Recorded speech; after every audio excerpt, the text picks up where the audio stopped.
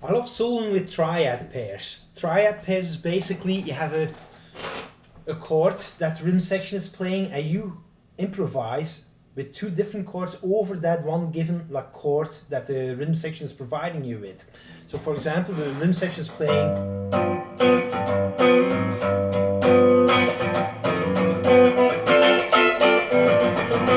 a G7 groove, so you could solo actually with, of course, G triads. These are the G triads, so 4, 3, 3 is a G chord, top 3 strings, 4 fret, 3rd fret, 3rd fret. That's with the 3rd in the bass. With the 5th in the bass, G, B, D, G, B, and then G, B, D, 12, 12, 10. So of course you could solo with these triads over the groove. Let me quickly get a G groove up here. There you go. A fun thing to do when you solo is adding approach chords. Where you approach the G chord from a half step above or a half step below.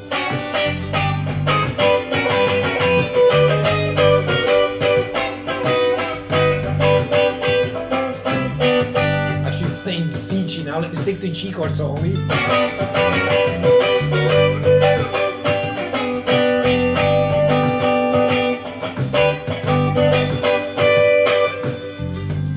So now solo with triad pairs, you could add another chord to this. Now let's go for what many people think is an extreme example. Let's add a D flat chord to it. So these are the D flat chords. So D flat, F, A flat. F, A flat, B flat, and then A flat, D flat, F. So adding these three shapes now, alternating between G chords and D flat chords, you'll have this now.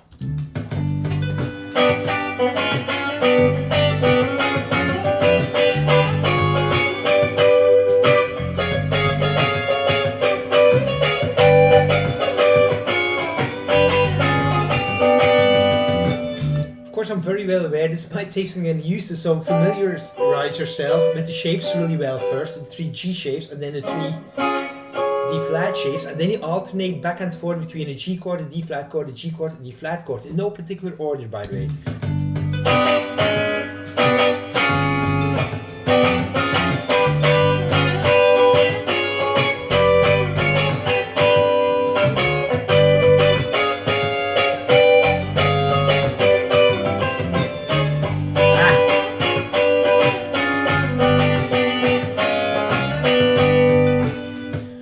Right now I was hitting all the chords as block chords, but you could also separate the notes in them, and now we're getting into like really interesting improvisation lines they're going to be creating with the notes in those chords.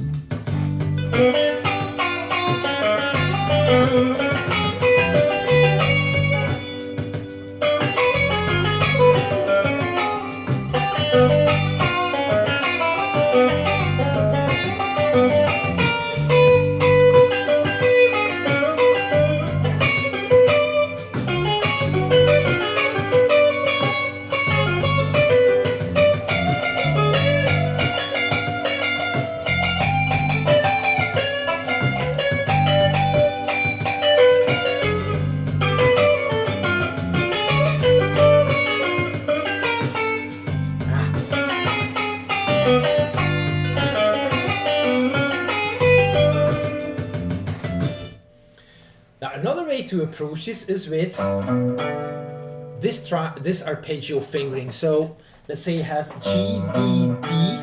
So the cool thing about the chords I chose, G and D flat, is that they're a tritone apart. So a tritone means 3 whole steps. G, whole step, whole step, whole step, there's D flat.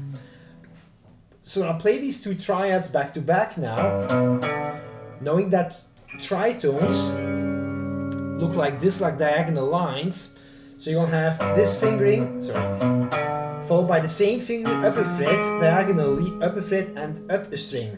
This is G again, this is D flat again, just you need to adjust the fingering there, so it changed a little bit there. D flat, F, and then not this, but this A flat, and then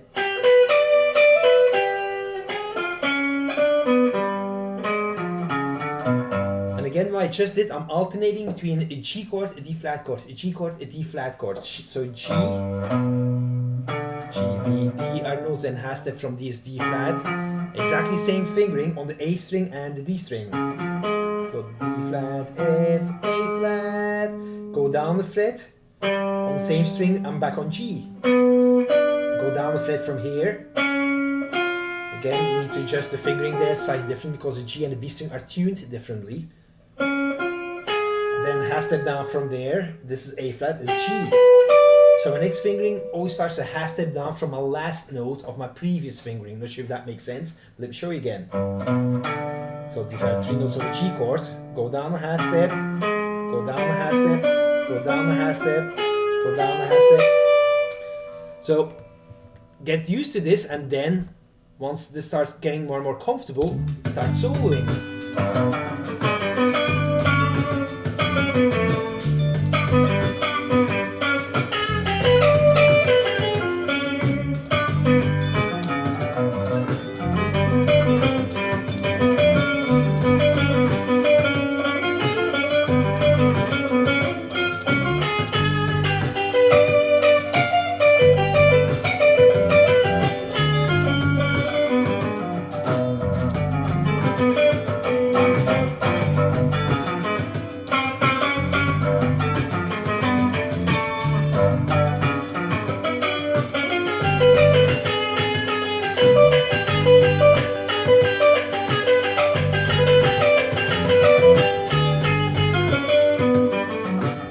So on. So it's a really fun way to solo, like really amazing cool colors. The reason why this works, by the way, because both these chords add up to being notes of a G altered scale. So I'm veering back and forth from G mixolydian into like G altered sounds, with the notes of the D flat chord being the flat 5 in G. The note on my pinky being the flatted 7th, that's an F note, and the note on my middle finger being the A flat, which is the flat 9. So I'm adding the flat 9 and the flat 5 color to the G dominant sound. Have fun with this!